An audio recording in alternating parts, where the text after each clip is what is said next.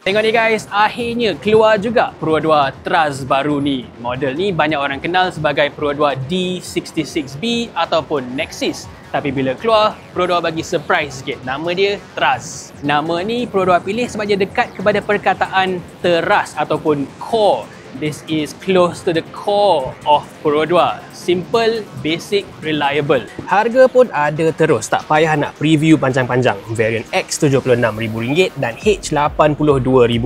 Ini sekitar RM14,000 lagi mahal dari Ativa yang variant sama.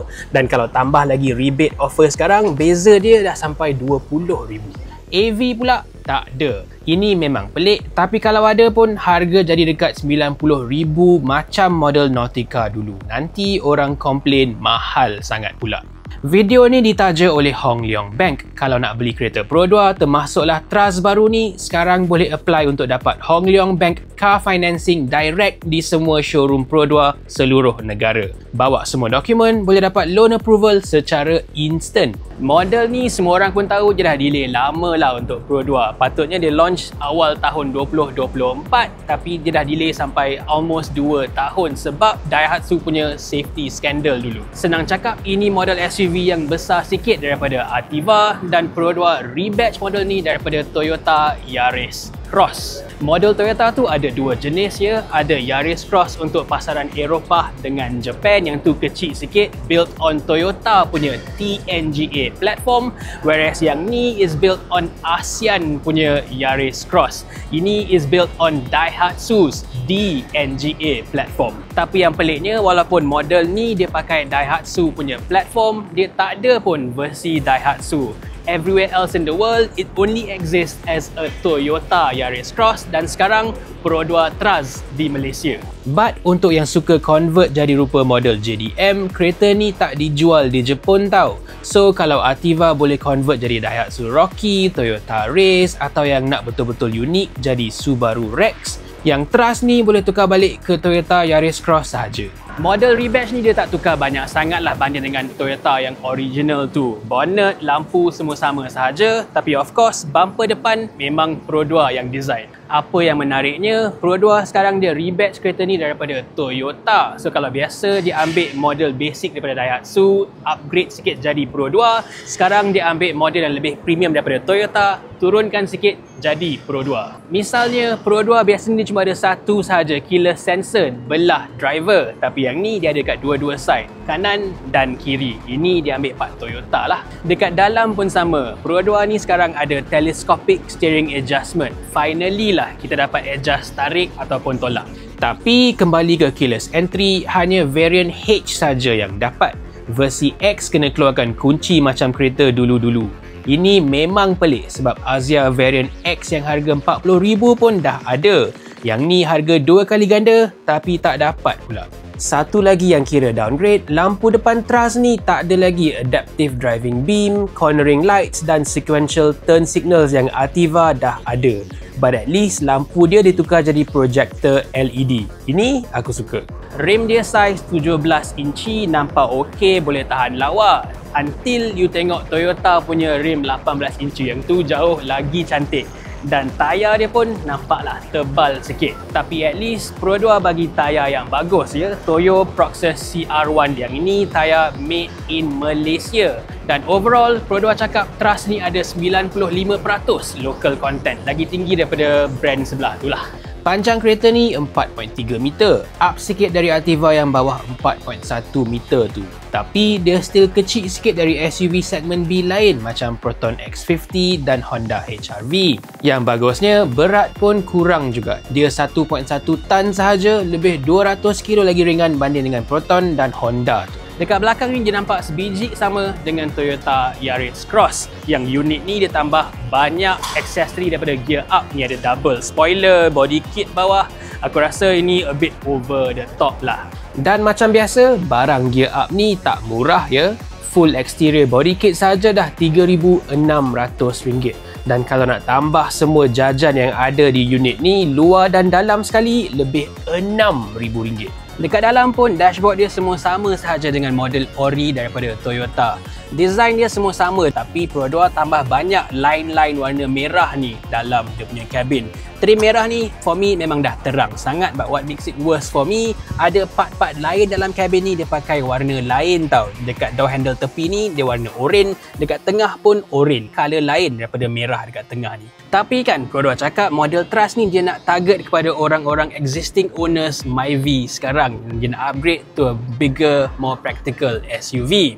Dan kena ingat model Myvi yang top spec tu dia punya interior pun lagi banyak merah daripada hitam. Benda tu ada orang suka, ada orang tak suka. Tapi clearly based on their own research of their own customers, customer Myvi yang Pro 2 target dengan kereta ni suka highlight merah tu. Selain tu bumbung dia semua hitam, nampak lebih sporty, dan lampu interior dia semua pun LED putih, lagi modern. Skrin tengah pula tak adalah besar sangat, just the right size, tapi dia complete dengan Apple CarPlay, Android Auto, tapi kena pakai wired je, bukan wireless. Kamera parking pun versi X ada reverse camera, versi H ada 360 camera. And by the way, aku dah check yang ni dia tulis betul, settings, bukan setting. Part aircon pula versi X ada digital controls, versi H ada single zone automatic climate control. First time Pro 2 dapat feature ni selain QV yang EV tu. Dua-dua set AC controls ni dia ambil dari Toyota tau, bukan Pro 2 punya sendiri. Jadi sayangnya shortcut button M1, M2 yang kita dah biasa pakai dalam model Pro 2 lain tak ada kat sini. Tepi ni pula ada button lock dengan unlock. Yang ni memang Pro 2 insist semua kereta dia mesti ada. Toyota punya tak ada ya. Dekat bawah ni dia ada electronic parking brake dengan auto hold function. Sama dengan Pro 2 Alza yang top spec tu. Sebab itulah kereta ni ada rear disc brakes je, bukan drums. Steering pula sama dengan Alza baru, tapi sebelah kanan ni tak ada button, dia biar kosong sahaja. Sebab tak tahu kenapa versi flagship Pro 2 ni dia tak dapat full ADAS, partial ADAS saja yang dia ada. Meter driver ni pun pelik sikit. Model-model Pro 2 yang pakai DNGA platform lain macam Azia, Ativa dengan Alza semua pun dah dapat digital meter. Tapi yang ni somehow dia pakai balik meter analog yang old school. Tapi apa yang aku suka, dekat tengah ada armrest lembut dan dia punya cup holder dia design memang pandai. Kalau ada tumbler yang tinggi boleh masukkan terus. Tapi kalau ada coffee cup yang pendek boleh turunkan flap ni, so dia pegang lagi baik. Dia punya kerusi depan pun rasa lagi lebar, lagi selesa daripada Ativa punya. Tapi ada juga yang peliknya sebab untuk model Trust ni dua-dua variant pun dapat kerusi fabric, bukan leather. Yang korang nampak dekat sini ni, ini gear up punya seat cover leather accessory. Dekat belakang pula dia jauh lebih luas daripada Ativa yang biasa dan dia punya kerusi pun jauh lebih selesa, base ni panjang dan dia punya backrest dia boleh adjust recline. Dekat tengah ni ada center armrest dengan double cup holders. Dekat bawah ada rear aircon vents ya. Pertama kali model Pro 2 yang bukan Alza dapat benda ni. Lagi sedap dekat belakang. Tapi yang kelakarnya, gear up ada aksesori untuk tambah ambient lighting dalam kabin ni. Dekat part bawah ni lah boleh tukar-tukar color. Nampak cool. Tapi nak adjust warna tu, kena tekan button kat depan yang dia tulis terang-terang RGB light. Dia ingat gaming mouse ke? Yang aku suka, build quality kereta ni memang rasa macam dia up sikit daripada model-model lain. Dekat pintu tepi ni, kerusi belakang pun dia bagi soft touch plastik juga. Proton X50 yang depan dia semua soft touch, masuk belakang semua jadi keras. Yang ni rasa lagi baik. Tapi dashboard dekat depan tu, part atas memang semua keras, tapi dia ada bagilah leather cover dekat tengah tu. Rasa tak adalah premium sangat, tapi better than Ativa lah.